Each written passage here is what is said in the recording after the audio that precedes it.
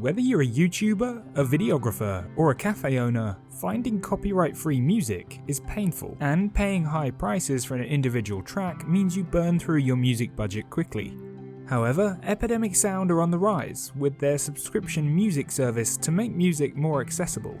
The market for licensed music has rocketed along with online video streaming, driven largely by YouTube, who see over 1 billion hours of video watched per day. Epidemic Sound have confirmed that videos using their music tracks are viewed 1.5 billion times every day, which is no surprise really, because video without music is a bit like food without taste. Epidemic Sound have created a reliable source of copyright-free music for everyone. But what exactly is Epidemic Sound, and how have they grown to become the most popular music source for content creators? Here's how it happened. First of all, what is Epidemic Sound?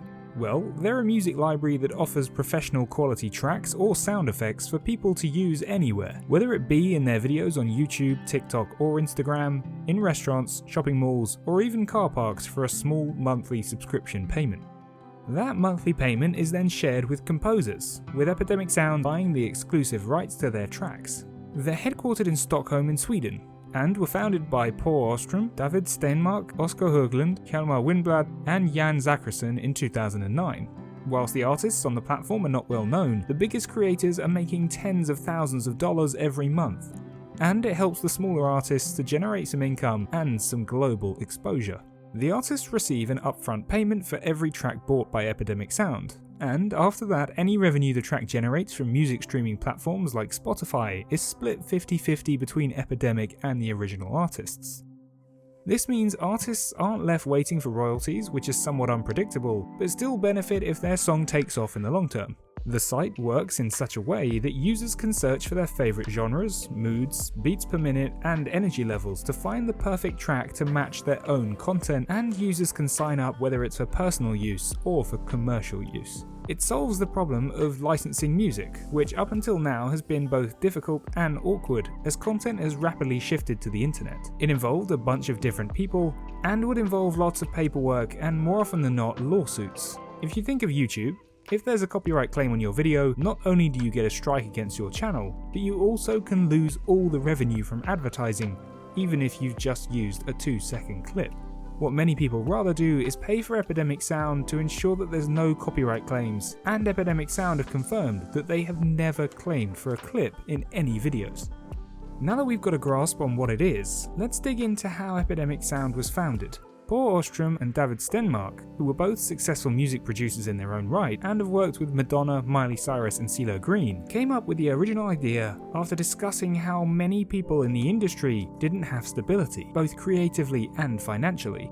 Windblad, who was an entrepreneur and a founding partner of EQT Partners, introduced Åström and Stenmark to Zachrisson and Höglund, who were working on the Girl with the Dragon Tattoo TV series in Sweden. They came together and founded Epidemic Sound, but it took 3 years to break into the market properly due to the video production companies being stuck in their old ways, needing a lot of convincing to try something new. The founders all came from pretty successful business backgrounds, and during the early years they never took a salary, rather pouring the money back into the business to help it grow. Once they found out that almost all the Swedish TV channels were playing Epidemic's music at the same time, they had their market fit, and now they had to think about how to scale the business, expanding into the wider Nordics, the UK and the Netherlands, before targeting the USA as a key growth market.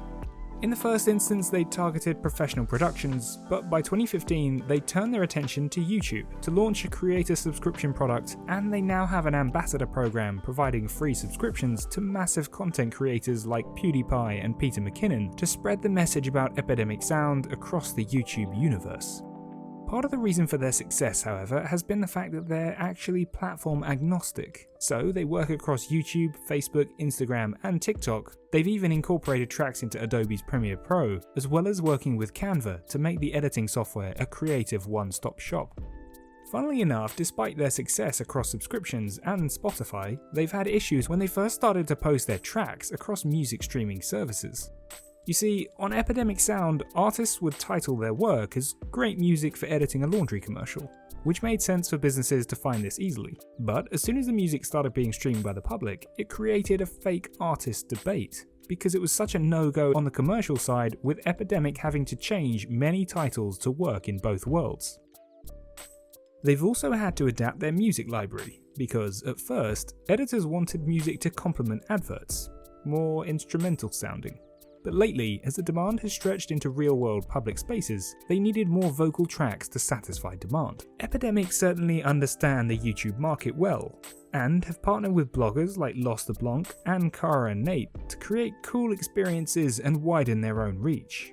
Hoagland has even started his own vlog channel to put himself in a YouTuber's shoes to understand their challenges. Check out his channel in our description to see his overview of how they built the company. During its rapid growth over the last 12 years, Epidemic Sound has seen numerous investors and has now raised around $450 million from Blackstone and EQT, which values them at around $1.4 billion, notwithstanding its revenues of around $42 million in 2019 and an operating loss of $23 million.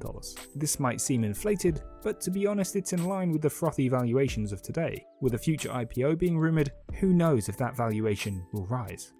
Epidemic Sound were for a long time one of the best kept secrets in Sweden, and they enjoyed the fact that nobody knew who they were, working under the radar to change the music industry. Not just for the YouTubers who wanted to avoid copyright strikes, but for the music creators in the first place who now see stable income and global exposure in a win-win for everyone.